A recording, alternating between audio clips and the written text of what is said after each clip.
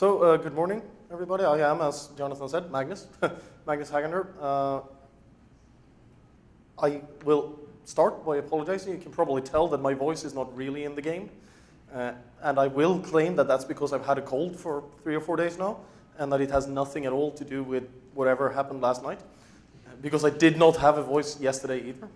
And I'm sure you'll find all the people who were with us last night, and none of them will actually confirm this, but that's because they know me. So that's really it. I do hope that I will be able to keep it up for the whole talk. But if not, we'll just switch to sign language or something like that. So if we do that, if somebody actually knows sign language, you'll have to come up here and do it for me. I still have slides. So as I said, my name is Magnus Hagander. I am quite involved, as Jonathan said, in the Postgres project for a long time. I'm a member of the core team. I'm one of the committers. And I'm also currently serving as president of the board for Postgres Europe, which is the user group in Europe, basically, the pan-European one, and we have a lot of local ones as well. I've been working with Postgres since, well, far too long, back when it was called Postgres 95. Has anyone else been around since that time? That's a couple. That's nice to see. And Bruce is, as usual, not paying attention. You were around that time, Bruce. You got to admit that. During daytime, I work for a company called Red Pill Info, which is basically an open source consultancy and services shop focused in the Nordic region, so Sweden, Norway, Denmark, areas like that. I operate out of Stockholm, Sweden, myself, where I do all sorts of, well, training, support, and consultancy, mainly around Postgres. So getting into this talk, which is about Postgres 9.3. How many of you guys actually read the site planet.postgres.org? The Postgres blog aggregator. Okay, that's quite a few. For the rest of you, there's this site called planet.postgres.org that aggregates blogs from people in the Postgres community that write about all sorts of things Postgres. The fact is, probably more than half of this talk, more like 80% of it, has been on planet.postgres.org by different people. So if you've read all of those posts, why are you here? But in particular, I'd like to thank people like Ian Borwick, Depeche, and Michael Paquier, who wrote a lot of a fairly extensive blog post whenever one of these new things were actually committed to the code. So if you read all of these guys, then, well, you know much of this stuff. Is any of you guys actually in here? No. I know Michael is at least here at this conference. Oh, hang on, he's giving another talk right now, I think, which is probably why he isn't here. And of course, to all the developers who actually built these features. But it's a recommendation, and these guys, in particular the same guys, have already started. As you know, Postgres 9.3 has been released. So people are now working on 9.4. And you can find these introductory posts about the features that you will see a year from now. It's already up on this site. So I will strongly recommend planet.postgres.org for anybody who wants to keep up with these things and not just come to one of these presentations once a year. So looking at how we built 9.3, this is the main schedule that I realize right now. I think it's the 4th time I'm giving this talk. There's a typo on the first line. June 1st, we branched 9.3, gave it its own branch. In June 2012, we had our first so-called commit fest. This is the way that Postgres organizes the development method is we have a period of writing patches. Then we have a period of reviewing and committing patches that we call a commit fest. So it's like all of these iterative processes that everybody has to have their own and their own name, because why would you use something that somebody else uses? But the general idea is an iterative process, and then once we've finished this commit fest, we go back to writing new code for about a month, and then we spend another month reviewing it. So I started doing this talk around the time of CF3, so in November last year. We typically do 4 of these commit fests. Then in May, we put out the beta version. In August, we put up a release candidate. And in September, we put out the release. And it turns out this was actually the approximate general schedule. We were already from the beginning aiming to release in September-ish. So it's nice to see that that comes up. However, it didn't go exactly according to plan. It's a software development project. Of course, it doesn't go according to plan. Has anyone ever had a development project that went fully according to the time plan? Sorry, Celine, I don't believe you. Or was it very small? Less than 5 lines of code? I'll buy that. Then it might go according to plan. We had a couple of things that we wanted to change and improve on this process. For example, we were supposed to, in December last year, have what we called a feature planning week, where we would focus our resources for January and February on specific features and try to get rid of things that weren't going to work early on. It just never happened. We never got around to doing it and just kept doing things as before. In February, we were supposed to have a final triage and really go through and get rid of stuff to make sure we could rapidly push towards beta version. And that kind of also never happened. And we all sort of realized, oh, we were supposed to have done this a month ago. Oops. But somehow we did actually manage to push a release anyway. And we did end up using pretty much the same process as we've done the past 4 or 5 releases. And it does work out. So the current status of this is we have actually released it. And we did release 9.3 on September 9th. So we all can see this is a long time now. It's been out for several weeks. How many of you have deployed 9.3 in production? Oh, come on. How many of you deployed 9.4 in production? Now you're just boring. How many of you have downloaded and used 9.3 in a testing scenario or something like that? Okay, that's at least encouraging. Those of you who haven't, you really should. Download it, put it in testing. Let us know as soon as possible, particularly if you have something, like you have a test suite for your own application that you're running. Run that against 9.3 so that we get to know as soon as possible whether we broke some behavior from a previous version. Because typically, we aim not to do that. Right? We aim to be backwards compatible, but again, it happens. So run your own tests against them. Let us know as soon as possible. There is going to be a 9.3.1 coming out in not too long from now. We haven't set an actual date for it yet. But typically, this is a good time to get that early testing in so that we can figure out exactly these tiny breaks of backwards compatibility that we need to get fixed. And of course, any other bugs you find, but in particular, just after the major release, backwards compatibility is a big problem, of course. So if you look at it from a technical perspective, current status is, well, you know, we're database people, right? We love statistics. 9.2 to 9.3 touches 2,000 files approximately in the Postgres source tree. It adds about 227,000 lines of code and removes another 100,000 lines of code. So we are adding to code. This is true in almost every major release. There's actually one, I don't remember which one, but a long time back, where the total number of lines of code actually decreased in a major release. That's called a cleanup. But it didn't. If any one of you saw my presentation last year about the new stuff in 9.2, you'll notice this is actually significantly lower line count. These were hundreds of thousands of lines higher. But that really goes, as we all know now, lines of code is not actually a good measurement of project activity or development. So it doesn't really tell you that. It just tells you that many of the features in 9.3 were targeting specific areas, whereas in 9.2 they were very broad across much of the code base, touching a lot of lines. We did get a lot of interesting things in. I mean, 220,000 lines of code is still a lot of code. And it'll get you pretty far. So what really did we put in here? It's actually, there's always a big spread of new features. I've had a real big trouble this time categorizing them, because I like to do this. I do this talk all the time for every new version, and I try to put them into like 3 or 4 or 5 categories, and I had a really hard time doing that this time. But trying to say, sort of, we have some DBA features, we have some developer features, and then, well, we can have a discussion in the bar tonight. What's the difference between a developer and a DBA in an actually functioning organization? But that is a different one. The big thing to notice is in 9.2, there was a very big focus on performance. And there was a big focus on general performance things. Like just put your stuff on 9.2 and it would run faster, pretty much whatever you were doing. Now there's a lot of performance tweaks as well in 9.3, but they're more targeted for very specific things. It does not have this sort of overall generic performance image that we did have in the last version. So I'll just do it, my categorization very simple. I split them into developer features, administration features, and then other. And most of the stuff's in other, because that just makes it easier. But let's start on the things. So actually, let's start by doing a quick show of hands. How many of you guys in here consider yourselves developers?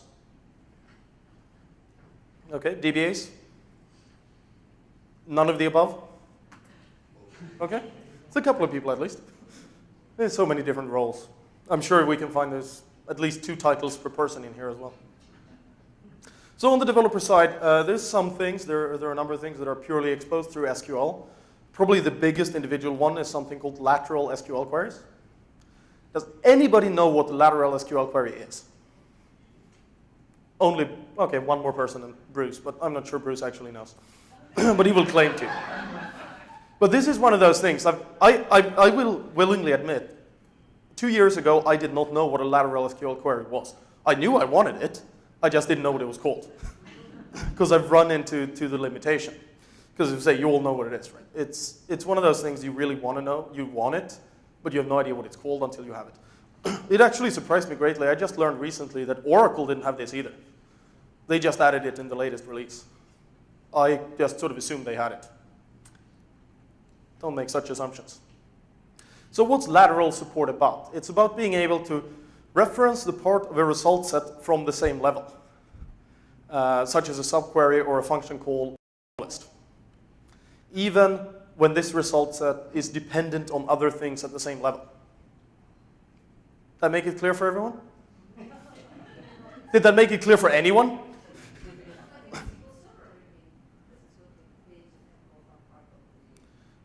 I do believe that SQL Server does have lateral support, yes. So let's do an example instead. So this is also one of those things that really annoyed me. This example does not work on 9.2. But it's a simple thing. If you don't know, the PG sequence parameters is a set returning function. Now this works equally for subqueries and set returning functions, but it becomes much easier to illustrate with a set returning function. So PG sequence parameter takes an OID, which is an object identifier, the identifier of the sequence, and returns a number of parameters for this sequence, such as current number, increment, step, cycle, all those parameters. Now what we're doing here is we're taking PG class, which is the list of all our objects. We filter it by rel kind equals s, which means we're taking a list of all our sequences, and we're calling this function on it. Now if this was a regular function that returned a scalar value, it would just work. But what we're doing here is we're joining the result of the set returning function back to the actual query that we're running. Now this would not work. And this doesn't, in theory, work in regular SQL because it will say, this guy here cannot reference a query at the same level. You have to put it in, wrap it in a subquery, and then you get into trouble when you have multiple columns. Now to do this with lateral, we just do this. Just write lateral and now it works. That's lateral queries. And I've come across, once I realized and actually knew how it worked, I found so many cases where I've actually needed this. I just haven't realized that it was defined how this was supposed to work and we just didn't have it. I just sort of assumed that this is not possible in a database. But it is. In fact, it's even easier. In fact, this query works on 9.3. The lateral keyword is optional. It is optional for function calls. It's not optional if you're doing a subselect. So if this part here was actually a subselect rather than a function, you would still need the lateral keyword. And this annoyed me to no end when I was making this presentation because I was looking for a query that didn't work to use as an example. And I was unfortunately testing it on 9.3. And I had missed the fact that we had added the commit that made this optional. So I ran all these tests and I was like, why does this work? Have I forgotten what it is that doesn't work? But once you've gone past that, it really is pretty nice that it does do it automatically for functions, set returning functions. And I'd say this is really the main thing, the really big feature at the SQL level. Of course, we have a lot of features at other levels that are still exposed through SQL and are on the developer side. One of the things that I really like about 9.2 is range types.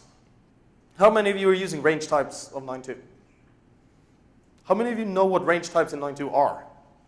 Okay, good. The rest of you need to go look this up because it's awesome. It's very useful stuff. Personally, I find it one of the best features in 9.2 on the SQL level. It lets you do a lot of things, lets you store actual ranges in a single value. So, for example, start and stop times. You have an event. You have this presentation. There's a start time and a stop time. Please, somebody will get me out of here at some point, and that means it stops. And you can do all sorts of interesting things, like doing overlaps queries, you can define constraints, you can do all of these things, and they're pretty fast. Now in 9.3, we add some more things to these to make them even better. We add support for something called SP-gist, which is space partition gist. This gives you more efficient indexing for quite a lot of range-style queries. It's just a different way of doing the indexing that turns out to be faster in a lot of cases. And in particular, it turns out to be slower in very, very few cases. So it's usually a good idea to look at SP-gist for range type data. And we also do actually, we didn't have this in 9.2. If you all know, we have the analyze command, or AutoVacuum will run it for you, that collects statistics about your data so that the optimizer will know whether it's a good thing or a bad thing to use an index. We didn't actually collect statistics properly on range types at all in 9.2. And now we do. So that just means you will get automatically, but with no changes at all, you will get better query plans for any queries involving range types. Because the optimizer will be able to figure out when an index scan is better than a sequential scan, when a nest loop is better than a hash join, and all of these things. You just get better data in there. We got some other interesting things around indexing. We actually have indexed regular expressions, which is really cool. It uses the trigram module. How many of you used the trigram module previously? A couple of you guys? And other things that you need to look into from previous versions as well. So the idea is, what we've had back in the days, we've always had optimizations and being able to use an index when you had a like something percent. But the percent had to be at the end, right? It had to be anchored at the beginning. And we have the same thing for regular expressions. As long as your regular expression started with a caret, meaning left anchored, we would use an index. For anything else, we wouldn't. In 9.2, we gained the ability using trigram indexes to actually use a like match that starts with a percent. So you can do a like match on percent foo percent, and it actually uses an index. In 9.3, you can do that with a regular expression. So a non-anchored regular expression can still use an index. It can't use it in every single case, but it can use it in quite a few cases. And of course, when it does, well, sequential scan versus index scan, it can be a really big win. It does require this trigram module, which adds some overhead to updates. It adds a fairly large index. But if you're doing a lot of searches, this is definitely something that's worth looking into. It's very useful.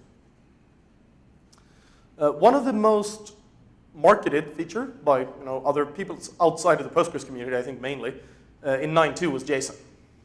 Sure, there's some people in here who used JSON in 9.2? One.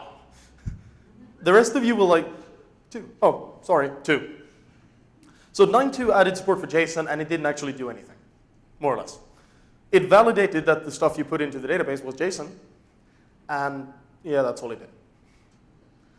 And we got a lot of press for this being a really good feature. Personally, I think that was quite premature. That press is probably worth being there now. Because if you wanted to do anything interesting at all with JSON in 9.2, you needed to install an extension like PLV8, which was arguably maybe not quite as production ready as the rest of Postgres.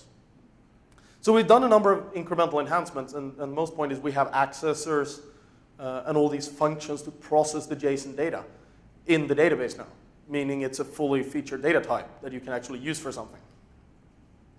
Other than the simple accessors, which is just get this field out of the JSON, we didn't even have that, right? You didn't even have the ability to get a single field out of a JSON document. This we do. We also have an aggregate called JSON ag, which means you can now take the result of any query and aggregate it into a single JSON document that then gets returned. Or you can, of course, you can store it in a column or anything you want. But something like this, using the JSON ag and just specifying any query at all, it will just put the whole result into JSON and return that back. If you were doing this in 9.2, the best you could get was one JSON object per row. So if your query returned 10 rows, you'd get 10 JSON objects that you would have to put together in the application. Now you can get a single one and just send it directly back to your client, or whatever you're doing there. The other thing we've had is we've actually had these 2 different key value stores Basically, we have the JSON store and we have HStore, which I'm sure more people have probably used HStore. Who's used HStore? Yeah, a couple of more people, still not many. Now, we still have two different ones, but the new JSON support now has conversions to and from HStore. So we can, for example, use HStore to store our data and still read it back as JSON. Because typically, our clients have no idea what HStore is, but they do know JSON. Pretty much everybody knows JSON these days. Whereas HStore has a lot of much more interesting and advanced functionality on the database side. Like you can have generic HStore indexes where you don't have to specify your keys ahead of time. And you just query based on any key and still get an index to work. You can't do that with JSON. But this way you can use HStore to JSON or just cast it to JSON and get the data back in a format that your client will like. Now, hopefully we're looking in the future at actually merging these data types in one way or another so that we'll get all the functionality from HStore natively in JSON. We're not there yet. There is work being done on it, but for now, at least we now have the ability to cast back and forth and thereby sort of get the best of both worlds as much as possible. There are some other enhancements on the JSON, but mainly it's these two things and then the accessors. So you can say, just give me this one part of my JSON document or putting them together. We had some small enhancements on the array support. This is the general array support. We have functions called array remove and array replace, so you can actually edit an array. You don't have to do that entirely client-side. Now, it still does a full value update on disk. So if you have an array with 1,000 objects and you modify one of them, we're still going to write all those 1,000 to disk. But you don't have to send all of them back and forth to your client. You can replace them there. So it simplifies queries. It came out as a part of a patch that was supposed to implement foreign keys for arrays. Unfortunately, this is the only part that actually got in so far. But hopefully, we'll get the rest of that patch later. There's also been a lot of work on the view support. There's nothing really revolutionary. It's a lot of sort of small incremental things that has been chipped away at. For example, we now have automatically updatable views. For those of you who've been around for a long time, we've always had views. Well, not always, but we've had views in Postgres for a long time by now, but they've been read-only. And if you wanted to make them updatable, you would yourself put a rule on them. Or as of 9.1, you could put a trigger on them, which made it much less likely that you put a bug on them. And basically what we're doing now is we can create these for you automatically. Now this only applies to what actually SQL 92 defines as updatable, which is very simple views. If you have like joins and stuff in your views, this is not going to generate an updatable view for you. Because most of the time it's not possible. You don't actually know how to make that. You can still make your own advanced views because you know more. But if you have a simple view that restricts number of columns or just has a where clause on restricting the rows or something, you can get something that's automatically updatable. And you don't have to do any work on that. So again, it's not a huge thing. It's a convenience thing. We also have recursive views, which in fairness is almost only syntactic sugar. It's basically, we have create view, and we have with recursive being the recursive CTE queries. And now we have create recursive view, which combines these two. It's a little bit more involved than just being syntactic sugar because it changes the name resolution according to the SQL standard. But the end result is basically the same. There's nothing you can do with this that you couldn't do before. It's just a more convenient way of doing it. And the final thing we have about views is we do have materialized views. This is, of course, something we've been asked for a long time to have in Postgres. Basically, it's a view, but what it does is it materializes a snapshot of the data that's in the view.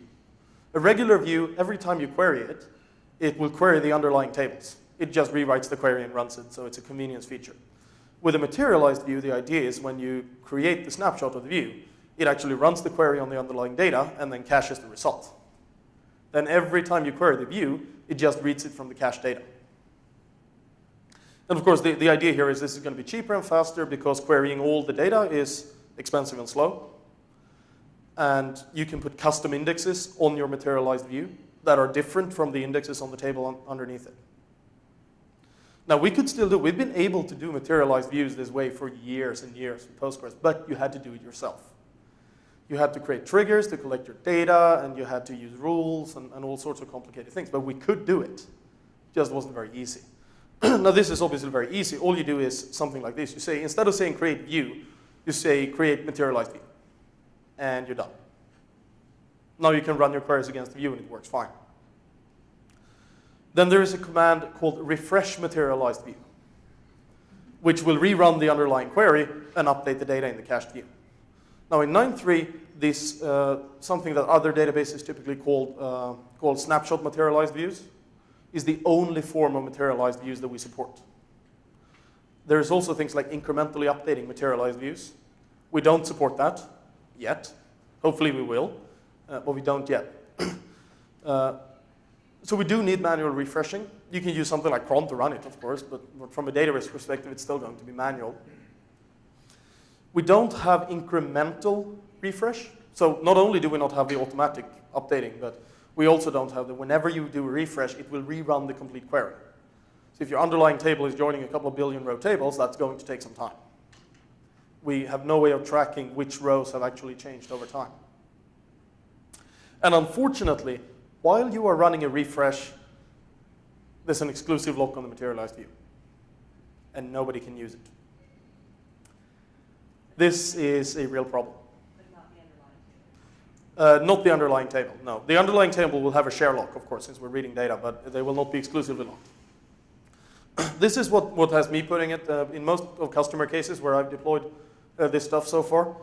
We're actually not using materialized views because of this locking issue. Now, if you can live with it, it's convenient. But we can actually build the same thing manually, and I do a lot of it still. Now, this is good foundation work, though. There's already code ready for 9.4 that implements concurrent refresh of the materialized views, which will remove this locking problem. It just wasn't ready in time for 9.3. Because that's life. Everything's not ready at the first day. So I consider this a good foundation feature to build more on. And if you're dealing with reasonably quick refreshes, or if you're dealing with a materialized views that not actually used the whole time, where you can afford to lock it, then this is very, very convenient. Because it turns all your complicated, drop this, create this, put an index there, do all that stuff, into just refresh materialized view, my view, and you're done. But it does have the locking issues.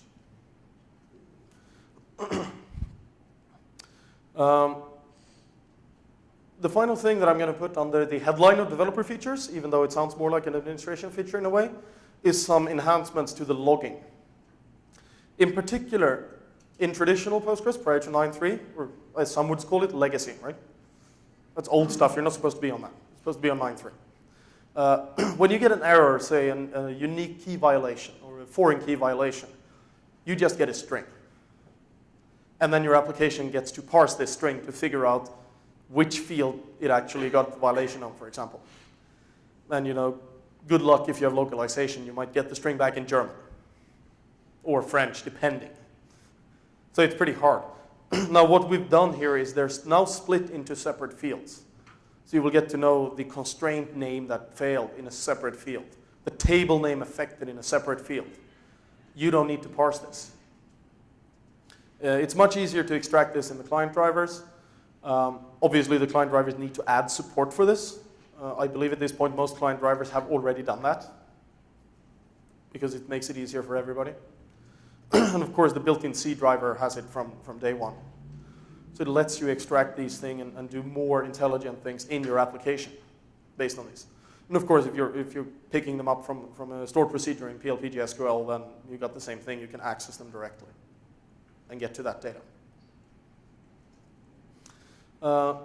Moving along in the list and looking at some little bit more administration side features, we have something called copy freeze, which is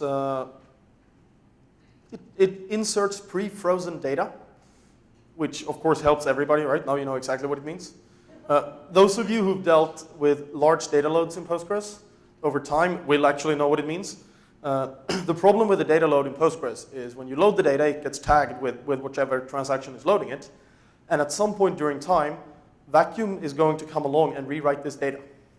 It's going to tag it saying, this is now frozen, as we call it, which means that it's now visible to everybody in the system.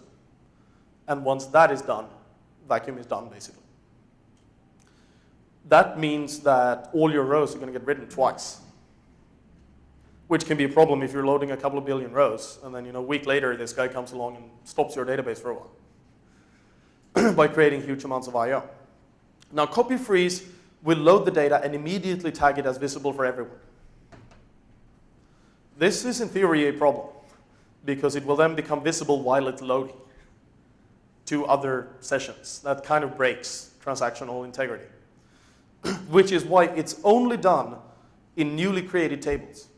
So if you do a begin, create table, and then load the data, we can apply this. Because then nobody else can actually see the data because they can't even see the table exists. So it's safe. And you got the same, we can also do truncate and then load it. And you got a similar thing. Typical use case for this is you're loading a partition full of data.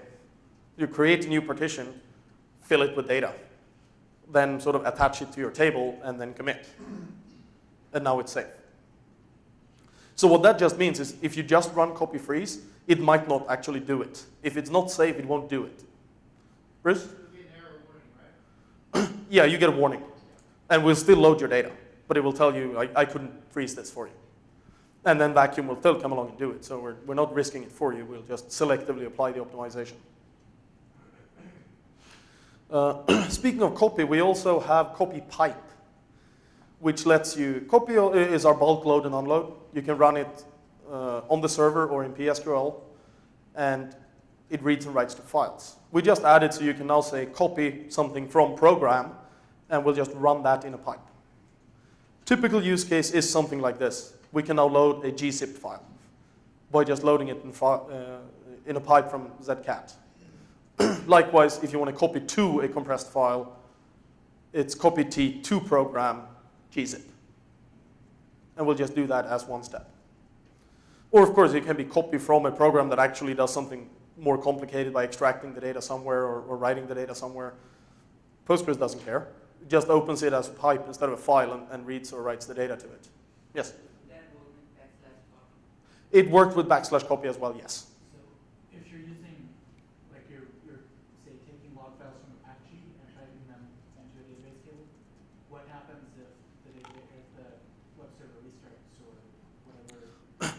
Yeah, you don't. You mean if you were literally running this like as a continuous pipe, you don't want to do that because first of all, yeah, if it crashes, rolls everything back.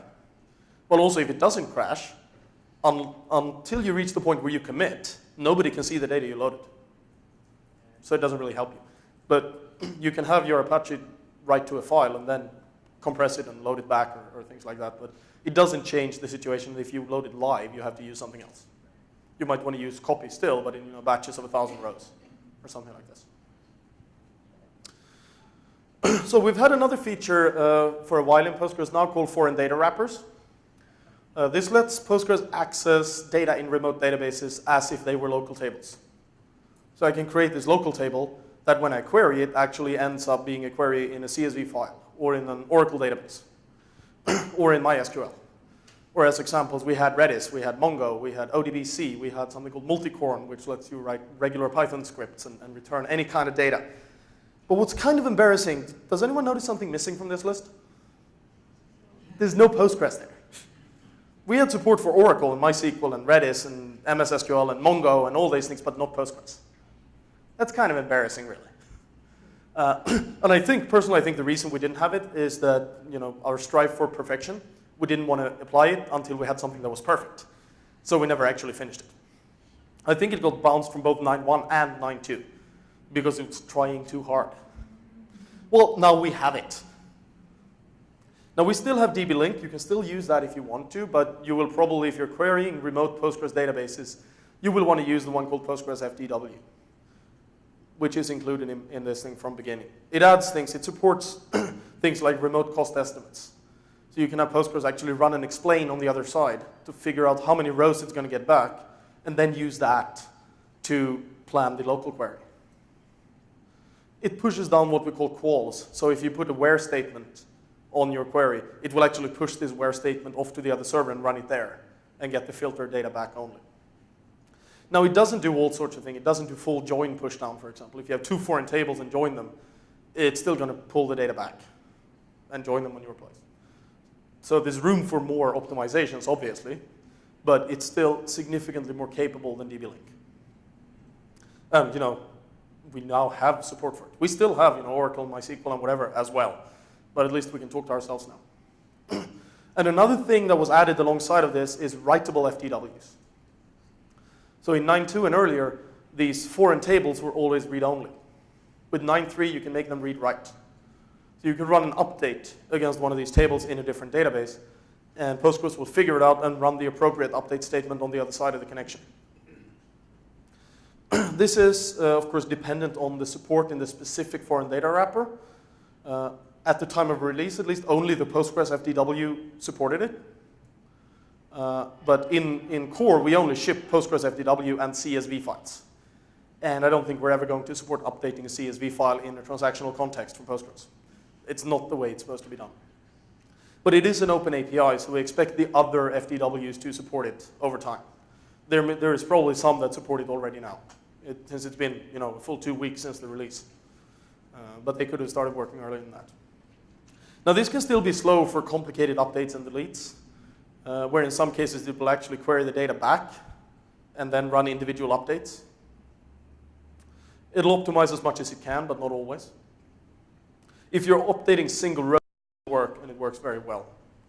And it is, of course, this being Postgres, it is transaction aware. So if your transaction rolls back, it will roll back the changes in the other database as well. That's how it works. This is the first release in quite a long time that hasn't had any major replication features. Every release since 9.0 has had something major to replication. But of course, we have some replication changes, right? It's always going to be something. It's just not that major. Probably the most important one that we have is something we call following timeline changes. Or some people like to call it streaming remastering. Yeah. Probably the easiest way to say, assuming you have 3 servers. You have a master and 2 slaves. Master dies. Promote slave A to be the new master. What do we do with the other slave? Repointing this slave to the new master prior to 9.3 would only work if you had a log archive. See, if you used archive command or restore command, it would work. As of 9.3, this will work in an environment that has only streaming replication. That is the main change. Of course, you probably had a log archive already, didn't you? If not, you probably should have. So in that case, for a lot of people, it's not that big a deal.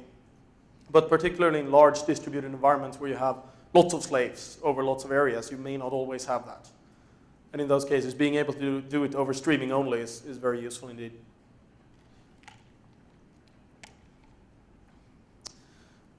We've had for a number of years the ability to restore databases in parallel. And as of 9.3, we now also have the ability to back up databases in parallel. Now this is backing up with pgdump. So this is logical backups. They've previously been single-threaded, and now they're multi-threaded. It uses the snapshot exporting feature of Postgres 9.2. So in fact, you can do parallel pgdump using pgdump from 9.3 on a 9.2 database. There's no changes to the backend. Might not be recommended, but you can still do it. And what it pretty much does is, if you say it's like pgrestore, where you say use 4 commands, it'll open 4 connections to the database. Same for pgdump. Tell it use 4 in parallelism. It will open 4 separate connections and download tables over all of them. This is, of course, very useful when dump performance is important. For regular backups, it's typically not that important. Like, it doesn't really matter how long the dump takes. What matters is how long the restore takes. And if you run this with factor 4 or 8 in parallelism, you will likely kill your server's performance for anything else, because you will push it to the brink. Now, sometimes that is actually important. Say you're doing a dump reload for an upgrade. You really don't care if the database is slow because you're not allowing anyone to connect anyway. But you want your upgrade to complete as fast as possible. And just as with restore, on a lot of systems, setting a factor 4 of parallelism will make things go 4 times faster. It's nice to have one of those switches, right? Oh, I want it to be twice as fast. Okay. 4 times as fast. Okay. That'll only work up until a point, right? Because you will end the performance of your I/O system, at which point further parallelism doesn't help. And it has the same limitations as PG restore, which is a single table will still only be dumped over a single connection. So if you have 1 terabyte table and 100 very small ones, it's not going to help you. But in most production databases, you end up with a number of fairly large, fairly evenly distributed tables, at which point it can get you to a fair point, almost linear improvement in performance of the pure dumps. And it does still do it, since it uses the snapshot exporting, it does still do it transactionally safe. Now you could do this before by just running multiple different PG dumps against different tables, but then you had to lock everybody else out of the database. With this, transactionally, it works exactly the same as a single-threaded one. We've added support for something that we call background worker processes. This is purely infrastructure support. This is an example background worker that ships with 9.3. Nothing actually uses this infrastructure that ships in there. But what it really is, it allows you to write your own code that runs as one of these utility processes in Postgres. Like we have auto vacuum today, it's a utility process. This is more or less the same functionality, but it's an API that lets you guys write your own functions that when Postgres starts, it will start a process for you. And this process will have access to the Postgres database. So it can connect to the server programming interface and actually run queries natively without a connection. I would expect we're going to see a lot of interesting things coming out of this. So far, I think most of the ones I've seen are actually examples, where people are doing things that are just, you can do this cool stuff. I haven't seen a full production system that's running on top of it yet. Yes? What languages are supported for that? C is the only language supported right now. Of course, you can write one of these and have it execute PLPGSQL for you, but you have to write the wrapper in C. Another thing, and this is actually an incorrect headline. How many have at least one point forgotten to change the parameters for System 5 memory on your server in the kernel? Really? The rest of you have never installed Postgres? It's really annoying, and it's gone. As of 9.3, we use POSIX shared memory, which has no such limit. Now, it's almost true because we do still use System 5 shared memory. We just use very, very little of it. But if you run many instances of Postgres on the same machine, you might still run out. So there are still cases where it happens, but for all normal use cases, you don't. And in particular, if you do one of those, oh, I need to increase my shared buffers, restart Postgres, and it doesn't come back up because you forgot the kernel parameter, that will never happen again. So it's one of those, it's a small change, but it takes away a really annoying little point. And it turns out to be surprisingly difficult to actually fix the problem initially, which is why it hasn't been done so far. Because System 5 shared memory has some properties that POSIX shared memory just don't have, which is why we need to use both of them. Final one of our configuration files, pgident.conf, is now parsed on reload. As you know, postgres.conf has, for a long, long time, when you do a reload, it parses it and it will tell you if something is wrong. In 8.4, we fixed that for pghba. Prior to that, it would only parse it when there was actually a connection coming in. So if there was a syntax error, you wouldn't know it until it was too late. And up until 9.2, we still had that problem with pgident. So if you put a syntax error in your pgident, did a pgctl reload, you get no message at all until your client could no longer connect to the database. Now it works like the other ones. You'll get a syntax error and we'll automatically roll back and use the old version to let you fix it and reload again. Which means, of course, whenever you've modified the file, any config file, and done a reload, always look in your log file, because that's where this error message from the parsing stage goes. Because we won't, once you do a restart later or your machine reboots, then there is no older version available, so then you'll get a hard error if you don't fix it. So whenever you run pgctl reload, always look in your log file. And that goes for you who are running any earlier versions as well, because, again, it tells you the same things there for postgres.conf, for pghba.conf. We have some logging enhancements that go better on this side rather than the developer side as well. Particularly if you get a failed login because of something you configured in your host-based authentication, we will actually log the line number and the contents that matched. So you don't have to manually parse your HBA file to try to figure out exactly where the problem was. Because usually when this happens, it's because you already did that and you parsed it wrong. So it lets you much easier to find out why your connections are actually being rejected. Because I'm sure anybody here is working with an HBA file any more complicated than just let people from these IPs do whatever they want, has run into this problem. You got a rejected connection and you don't know why. Well, now you will hopefully know why. On a really, really low level feature, we have in 9.3 page level checksums. We have optional page level checksums. Means that each data page, each 8 kilobyte page in your data files can have a 16-bit checksum. The idea here is to get early detection of data corruption. We write the data. Whenever we write the data, we write it with the correct checksum. When we read it back, we verify that this checksum is correct. If it isn't, well, you have data corruption. And now we know that you have data corruption at the storage level. So you can still, if you write the incorrect data because of a bug in Postgres, checksum will still be correct. So this will help us determine where the problem is. If you're running on Amazon, then you pretty much know that that's where the corruption comes from. But if you're running on local storage, it will help tell you that your problem is in your storage.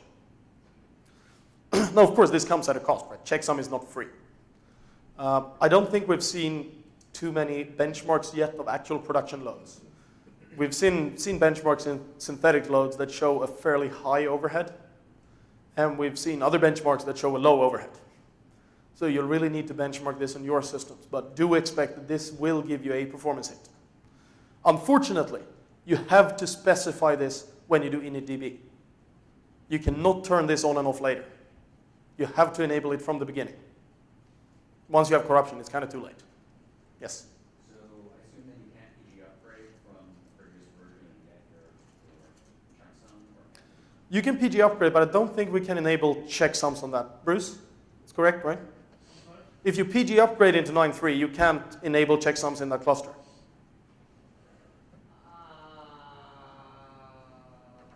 don't remember.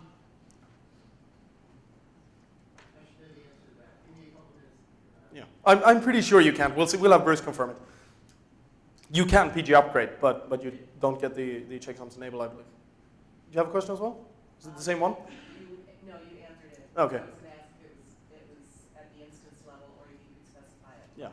Yeah, it is at the instance level as well. It's for the whole thing. Yes? What happens is when you initdb, the PG control data will indicate whether the checksum is being used for that cluster. And if those checksums don't match, then effectively you get, PG upgrade will throw a message saying you can't. Now there are some combinations that you technically could do. You could go from checksumming to non-checksumming if you wanted Yeah. to. From 9.2 to 9.3. Yeah, But not from 9.2 to 9.3. but there's no real use case for that, so I think we just force it to be Yeah. the same. But The problem is when you PG upgrade from 9.2, yeah. if you enable checksums, then every single page in your database has an incorrect checksum. And you won't be able to read anything. And if PG upgrade was to recalculate all the checksums, then it wouldn't be this nice and fast upgrade anymore. It would take forever. And you're probably better off just doing dump reload or using Slonia or something to replicate across your upgrade. So yeah, it's there. Unfortunately, it's not easy to turn on and off. There was a lot of discussion back and forth about whether we could find a way to make it possible to turn this on and off in a safe way. And none that works well yet. Perhaps we can do this sometime in the future. It's not there now. Another low-level feature that's going to be a favorite of a lot of people is we have new lock levels for foreign keys. We have something called for key share and for no key update. These are long lock levels. You're never going to use them manually, typically. But what it does, it can give you a significant improvement in the concurrency when you're doing updates in scenarios where you have foreign keys. System will now, for example, the for no key update says you can lock something and promise that you're never going to update the key field. You may update something else. But on the foreign key, it's only the key field that's important. So thereby, we can get a much lower level of locking. We can share locking between a lot more processes. So if you're having a heavily updated schema with lots of foreign keys, this can give you a significant performance improvement. But only if you have many concurrent users. So it's one of those, it can give you a great improvement, but it does so in a fairly narrow scope. But of course, again, all these new lock levels is not something you have to care about. The system will just do this for you. Once you've created a foreign key, it will automatically use these new lock levels once you're doing it on 9.3. And we have something called event triggers, which is sometimes referred to as DDL triggers, but they are actually in Postgres much more than DDL triggers. These are triggers that will fire on utility commands. So you can get a trigger that fires every time somebody does create table, or alter table, or I was going to say vacuum, but vacuum might be the one command that it can't do. But on these utilities, so it'll fire on commands rather than data. And it will fire on commands that are not select, update, insert, delete. Now this is a very rudimentary support at this point actually, and even the guy who wrote it says it's useless. It's not quite useless. It's useless for what he wanted to use it for. And that will hopefully get fixed in 9.4. But it does have a number of things. For one thing, at this point you need to write all your triggers in C. You can't write them in a procedural language. They do get things like the global in a database, and then you say, fire this trigger whenever someone does create table. And you get that table name as an argument, and you can do interesting things. It's still, I'd say, not entirely useless. You can use it, for example, for auditing.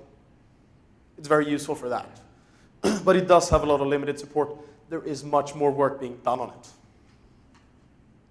Of course, there's always a lot of more things happening. But if I go into all of them, well, you're going to miss the next talk, or at least the coffee break. There are a lot of small things. There are a lot of things around performance, but they're all very, very narrow use cases.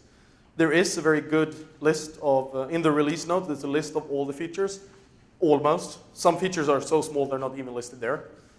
Then, of course, this is open source. You can go look at the git commit logs, but you probably don't want to do that. But there is a lot of interesting things that are coming in there. We really can't go through all of them, but I do encourage you, read the release notes, download it, and start testing it so that you can go in production in, maybe on Wednesday next week.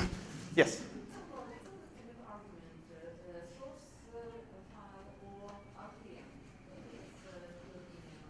So my opinion on whether to install from source or from package, if there's a package for your platform, always use it. So if you're on Red Hat, use the RPMs. If you're on Debian, use the Debian packages. It will make your life easier. I usually say do that if you can. Use a source install if you have to. Because there are cases when you have to, like you need to change a compile parameter, or you need to apply a custom patch.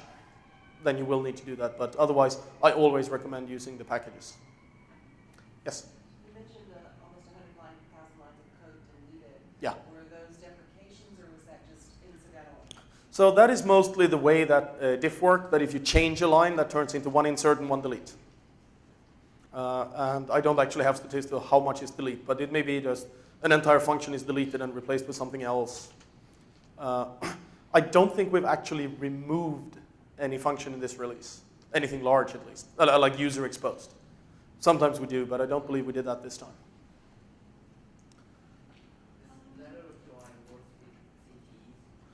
Yeah, lateral join should work with pretty much anything. Yes.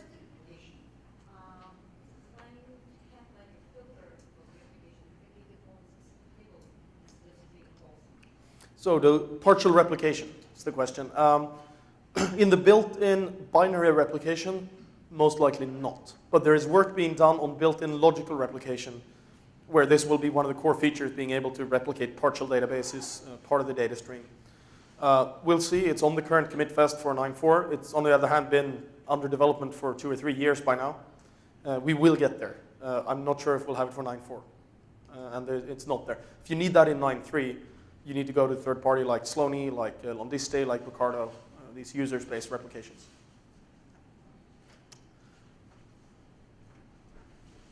Okay, if there are no further questions, then thank you for paying attention, and feel free to, if you have any more questions later, I'll be around both these 2 days, so just grab me by the coffee at some point. Okay, thank you.